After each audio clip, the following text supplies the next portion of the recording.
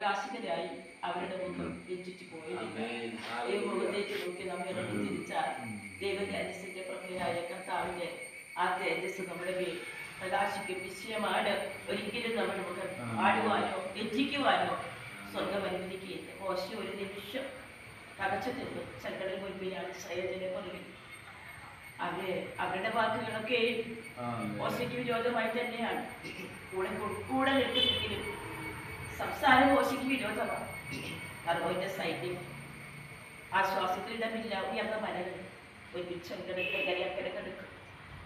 ചെങ്കടലല്ല മോശയുടെ വിധി, മോശയുടെ വിധി ഭരിച്ചത്. അവൻ ഇവരോട് ഞാൻ എടുത്ത് പറയും, ഈ പ്രതിസന്ധി ഞാൻ എങ്ങനെ തരണം ചെയ്യും. അവൻ എന്നാൽ മോശ തന്റെ കണ്ണുകൾ ദൈവമുഖത്തേക്ക് നോക്കി. ആ നിമിഷം തന്നെ അവൻ മോശയുടെ ആഹ്ലാദമായിരുന്ന മുഖം പ്രകാശിച്ചു. തന്റെ മുന്നിൽ പഠിച്ചു. ഒരറിയാത്ത വഴി, കാണാത്ത വഴി, ചിന്തിക്കാത്ത വഴി അവൻ അതിൽ കൂടെ സ്റ്റെപ്പ് വഹിച്ചു. അവൻ അങ്ങനെയെങ്കിൽ സന്ധ്യയുടെ മുൻപിൽ നമുക്ക് വേണ്ടി വഴികൾ തുറന്ന് വാഗ്ദത്തത്തിന്റെ നിറവിൽ നമ്മെ കൊണ്ടെത്തിക്കുന്നവന് ഒരിക്കലും ലജ്ജിക്കാൻ ദൈവം അനുവദിക്കത്തില്ല.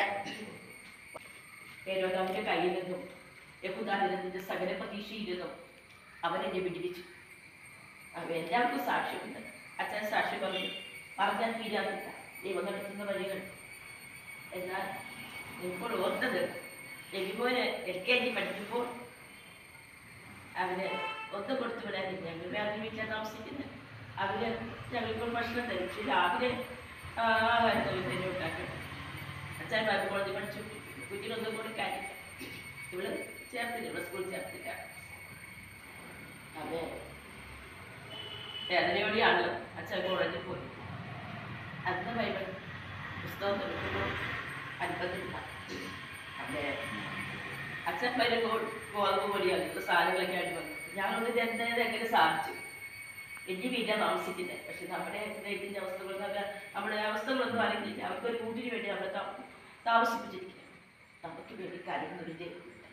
അതെ, ഞാൻ കഴിഞ്ഞ ദിവസം ഇങ്ങനെ പറഞ്ഞു, കരയുന്ന കുഞ്ഞുങ്ങൾക്കും അതിൻ്റെ ആഹാരം കൊടുക്കുന്നത് കാക്കയാർക്കും ഇഷ്ടമില്ല എന്ന് പറഞ്ഞാൽ നമ്മെ അതുപോലെ നമ്മുടെ പ്രാർത്ഥനയോ സൗന്ദര്യമൊന്നും ആർക്കും ഇഷ്ടമില്ല. എന്നാൽ അവർക്ക് വേണ്ടി കരയുന്നൊരു ദൈവമുണ്ട്.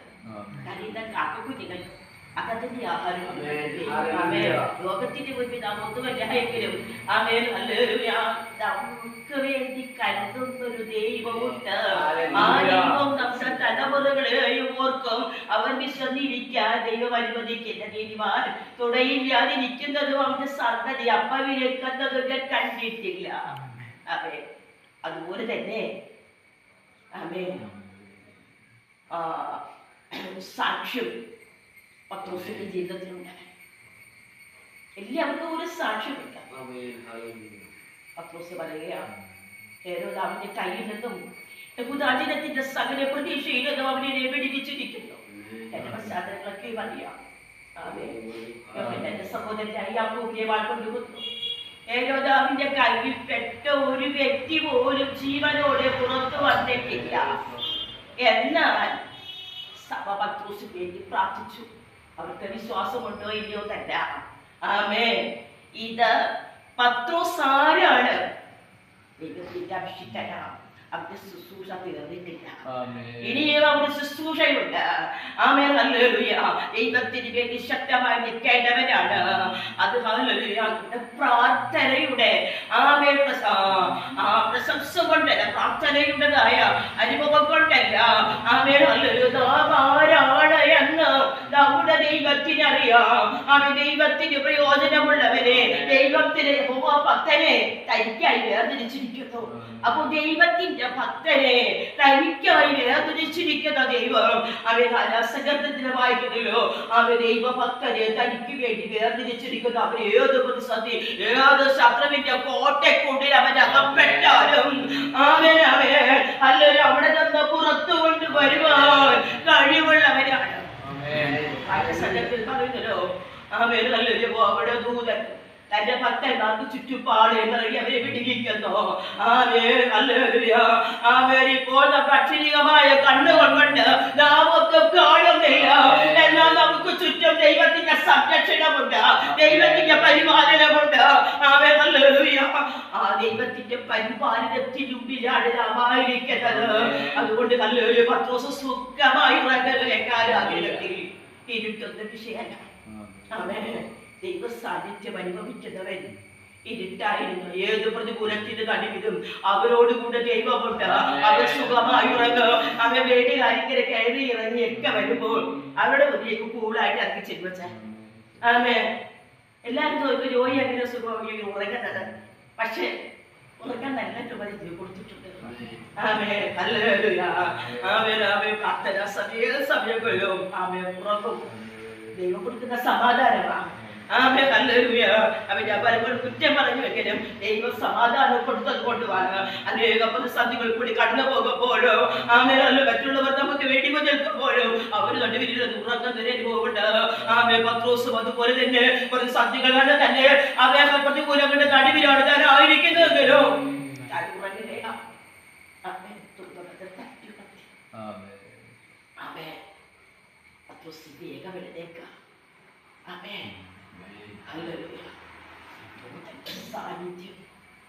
പത്രോസിന്റെ അടുക്കൽ വന്നപ്പോ ക്ഷീണം മറന്നു തടിയെടുത്തിട്ട് തലറിയാതെ തന്നെ.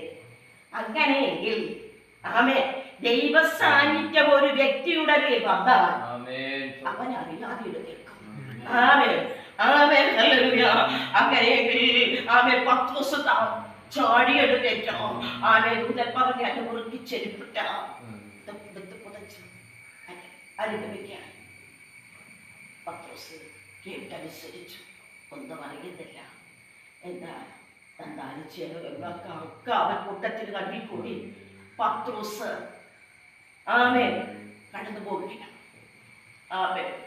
അങ്ങനെയെങ്കിൽ ശത്രുവിന്റെ കോട്ടയ്ക്കുള്ളിൽ നിന്ന് പുറത്തു കൊണ്ടുവന്ന ദൈവമഹത്വം വെളിപ്പെടുത്തുന്നവനാണ്. ഇതെങ്ങനെ സംഭവിക്കും? ഈ പ്രതിസന്ധി ഞാനെങ്ങനെ തരണം ചെയ്യും? ഞാനെങ്ങനെ പൊട്ടുപോകും? ഇവിടെ തീർന്നു. ഇവിടെ തീർന്നു. കണക്ക് കൊടുത്തിട്ട് ഇവിടെ തീർന്നു. സീറോയിൽ നിന്ന് 1 എന്ന് ആരംഭിക്കുന്നത്. സീറോ എന്ന് പറഞ്ഞാൽ വിലയില്ല. എന്നാൽ അതിന്റെ പിന്നിൽ അക്കമിട്ടാൽ അതിന് വിലയുണ്ട്. ഒന്നുമില്ലാത്ത അവസ്ഥയിൽ നിന്ന് വിലയും നിലയും നൽകട്ടെന്ന് മാനിക്കുന്നൊരു ദൈവമാണ്.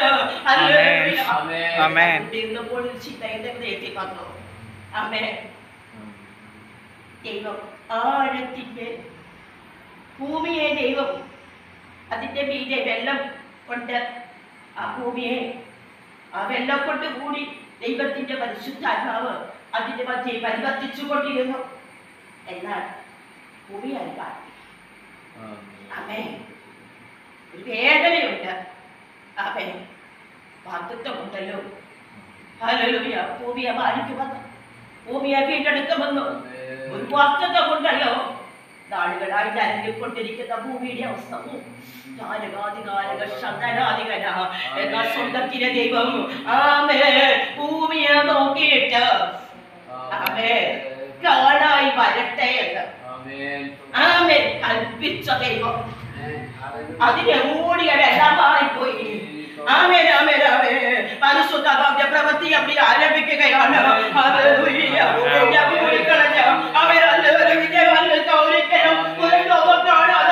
നിന്നെ മൂടിക്കളഞ്ഞ അനുഭവത്തിൽ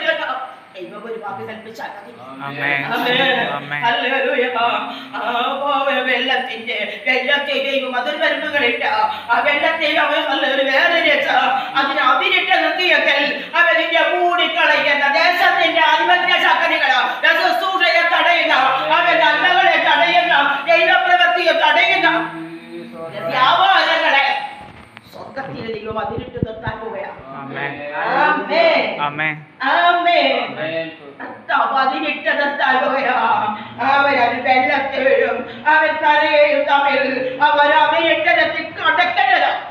ദൈവം കൽപ്പിച്ചാൽ ആരെ ആമേൻ. പേരല്ല നിരച്ച് വന്നാലും അവിടെ നിൽക്കും. ശക്തമായി പ്രാർത്ഥിച്ചു. ദൈവത്തിന്റെ വലിയ പ്രവൃത്തി തിരച്ചു വരുന്നതായ വെള്ളത്തെ അതിൽ അതിനിട്ട് നിർത്തി. അതുപോലെ ആമേന്റെ വ്യാപാരങ്ങള് സ്വന്തം അതിനിട്ട് നിർത്താലോ. സീറോയിൽ നിന്ന് ഒന്നേ നാല് പ്രവൃത്തിയോട് വെളിപ്പെട്ടെങ്കിൽ ഉളവാകട്ടെ എന്ന് ദൈവം കൽപ്പിച്ചു. ആമേൻ. ഇന്ന് നാം പാർക്കുന്ന മനോഹരമായ ഭൂമിയെ ആമേൻ പാർപ്പാൻ യോഗ്യമാക്കി ദൈവം ഒരു നാൾ കരഞ്ഞു, ഒരു നാൾ തകർന്നു. ആരും എന്നെ കാണുന്നില്ലല്ലോ, ആരും എന്നെ അറിയുന്നില്ലല്ലോ, ഭക്തത്വരിക്കുണ്ടല്ലോ എന്ന ചിന്തിച്ചാലോ ആ കടന്നുപോയ നാടുകൾ സ്വന്തത്തിലെ ദൈവം ഈ ഭൂമിക്കൊരു വീണ്ടെടുപ്പൊരുകിയ അവസ്ഥകൾക്ക് ദൈവം മാറ്റം വരുത്താൻ. ഓ ഹല്ലേലൂയ. ആമേൻ. പത്രോസിനെയും ആമേൻ ആമേൻ ഹല്ലേലൂയ മരണത്തിന്റെ പാശങ്ങൾ അടച്ചു തീരിക്കുന്നത്. അവര് ഹല്ലേലൂയ അവന് വേണ്ടി ആയുധം പൂച്ചു കൂട്ടിക്കൊണ്ടിരിക്കുകയാണ്. പ്രാർത്ഥിക്കുന്ന സഭ ആമേൻ വേർതിരിച്ച് പരിപാലിച്ച് പ്രാർത്ഥിച്ചുകൊണ്ടിരിക്കുകയാണ്. Amen hallelujah. എന്താ ദൂതൻ വന്നത്? തട്ടി ഉണർത്തി പുറത്തു കൊണ്ടുവന്ന പത്രോസിന്റെ ഹൃദയത്തിൽ വന്നത് അതുവരെയും താൻ അറിഞ്ഞില്ല തന്റെ ജീവിതത്തിൽ സംഭവിക്കുന്നത്. ചില അറിയാതെ നാം അറിയാതെ തന്നെ ചില വിടുതലുകൾ സ്വർഗം ഒരുക്കുകയാണ്. പത്രോസ് അറിഞ്ഞില്ല, സ്വപ്നം കണ്ടതുപോലെയാണ്. ചില വിടുതലുകൾ അങ്ങനെയാണ്. സ്വപ്നം കാണുന്നത് പോലെ ചില വിടുതലുകൾ, അസാധ്യമായ കാര്യങ്ങൾ സ്വപ്നം കാണുന്നത് പോലെ സംഭവിക്കാൻ പോകുകയാണ്. അവൻ സ്വപ്നം കണ്ടത് അതിന്റെ പിന്നിൽ വലിയ വില കൊടുത്തേ, വലിയ വില അവൻ കൊടുത്തു. പക്ഷെ അവന്റെ സ്വപ്നത്തിലത് അവൻ പിന്നിലില്ല.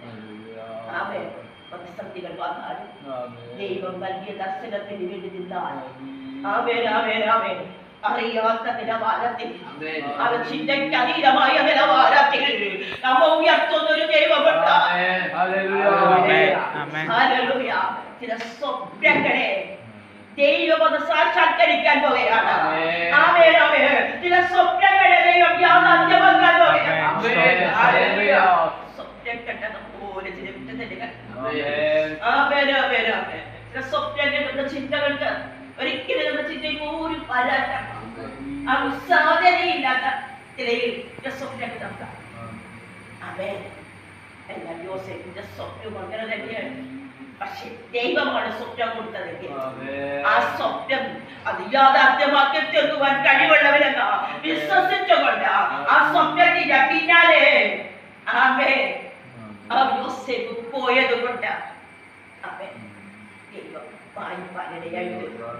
അതെ, അതുപോലെ തന്നെയാണ് പത്രോസിന്റെ ജീവിതത്തിൽ സ്വപ്നം കണ്ടതുപോലെ വിടുതലാണ് സംഭവിച്ചത്. പ്രാർത്ഥിക്കുന്ന സഭയെ അവരോർത്തു. ദൈവത്തിന്റെ മക്കളെ അനേകം നമുക്ക് വേണ്ടി പ്രാർത്ഥിക്കുന്നുണ്ട്.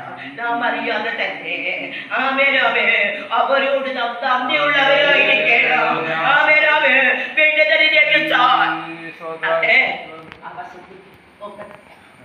അങ്ങനെയെങ്കിൽ ഇന്ന് പകൽക്കാലം ദൈവത്തിന്റെ മക്കളെ ദൈവസന്നിധിയിലായിരിക്കട്ടെ.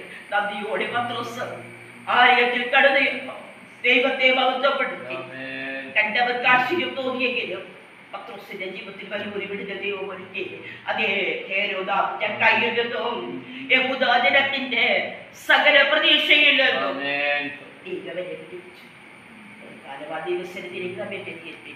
വളരെ പ്രാർത്ഥനയോടെയായിരുന്നു. ഈ ദേശത്തെ പേര് സ്വന്തമായിരിക്കട്ടെ. ദൈവം അത്ഭുതമാക്കി മാറ്റാൻ പോകുന്നതിനാൽ സ്തോത്രം ചെയ്യുകയാണ്. അതിന് വളരെ വിടുതൽ അല്ലെ ഹേരോദാവിന്റെ കയ്യിൽ ഒരിക്കലും അത് പെട്ടിരിക്കുന്ന ഒരു വ്യക്തി തുറച്ചു വരത്തില്ലെന്ന് ചിന്തിച്ചു കാണും. എന്താ അങ്ങനെ ഒരു അവസ്ഥയിലല്ല സ്വർഗത്തിലെ ദൈവം പത്രോസിനെ പുറത്തു കൊണ്ടുവന്നെങ്കിൽ ഈ ദേശത്വം ദൈവം ഒരു അത്ഭുതമാക്കി മാറ്റാൻ ദൈവം മതിയായില്ല. സന്നിധിയിലേക്ക് സമർപ്പിക്കും. സമീപ ദാസ് കൊണ്ട് അറിയിച്ചുകൊണ്ട്